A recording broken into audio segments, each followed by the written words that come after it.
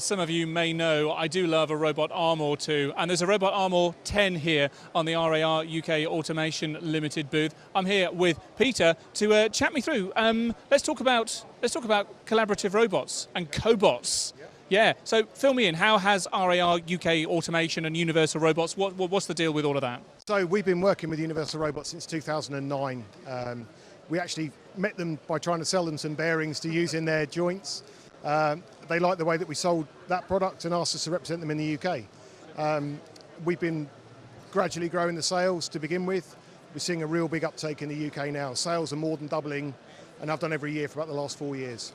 Terrific. So, in terms of the product that you guys have together selling here in the UK, you've got a few of them on display here, but what we're talking about is, say, robot arms, collaborative robots or cobots. Where do they fit in? Who are they for? They're not replacing humans, are they? Let's address that one out the door. Very much we're looking at the collaborative robots as a tool to assist the humans in their production. So there are a lot of customers that we're working with now that they're actually seeing their staff upskilling and working alongside the robots rather than having the robot actually replace what they're doing. The cobots were designed very much to work alongside humans, to be very easy to program and work with. So you can very quickly take a production engineer and upscale them to a point where they have the capability to control the robot and use it themselves.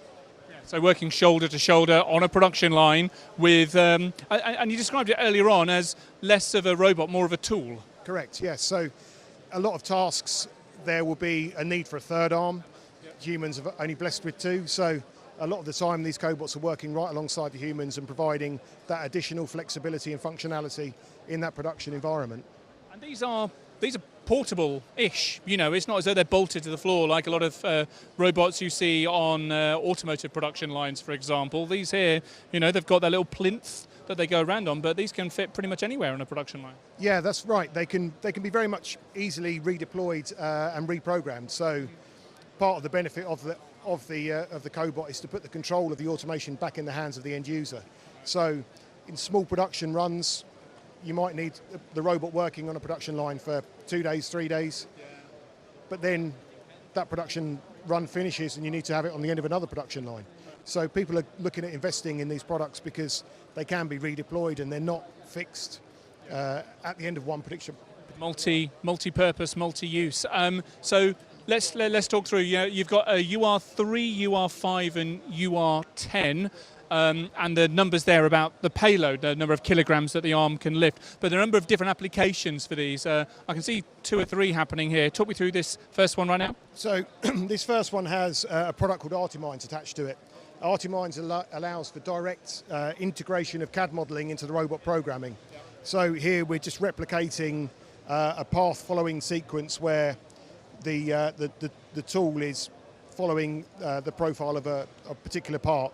So this could be used in an application whereby you might want to dose an adhesive or a sealant and follow a precise and particular path. Sure, okay. This one over here though, you've got a couple of grippers on there, but there's another trick to this one as well. There is, yeah. So this product, we have the dual gripper, which allows the robot to control 2 grippers at the same time to pick multiple parts. Mm-hmm. But we also see the robot, the end of the gripper is following a particular path, and it's used the force torque sensor from Robotique, which is attached to allow the user to take the robot and guide it on a particular path very easily in the programming process. So to teach the machine exactly what it needs to do? Absolutely, yeah. So the user themselves are teaching the robot exactly where it needs to go and what it needs to do. And what about vision systems? Do any of these arms have vision systems installed in them as well? Yes, we have one of the robot arms over here, which has, sorry, just jump around here. So this product has inbuilt vision and gripper on the end of this robot arm. Not quite sure, it's actually not working at the moment, but that's been switched off. We're just about to go into play. So magic helping hand. So effectively the camera's in here, it will image the parts that are here, and then it will use, it will send a feedback to the robot arm, which will then teach the robot arm where to go and to pick the part and place it in these slots over here. I guess, many of the challenges that we face in terms of skills, particularly with this whole aging population thing, people are, I guess, coming off the end of the production line in terms of the skills. There are fewer people who have those skills, but also people are being asked to work later in life as well. That's where this technology fits in incredibly well, right? Yeah, absolutely. The cobots provide assistance to a wide variety of people in the manufacturing environment, whether it be additional dexterity because you've only got the two hands and you can add a third arm with the robot, or in certain applications where that ability to lift and move, the robot can handle that more than perhaps, like you say, an aging workforce may not want to do that repetitive task. Many years on the production line can result in repetitive strain injuries, and the robot very much helps in alleviate those sorts of issues. And what about the fears, certainly around the public, around how robots are going to replace us all? What do you say to people who come to you, maybe who work outside the industry, maybe some who are within, who voice those concerns?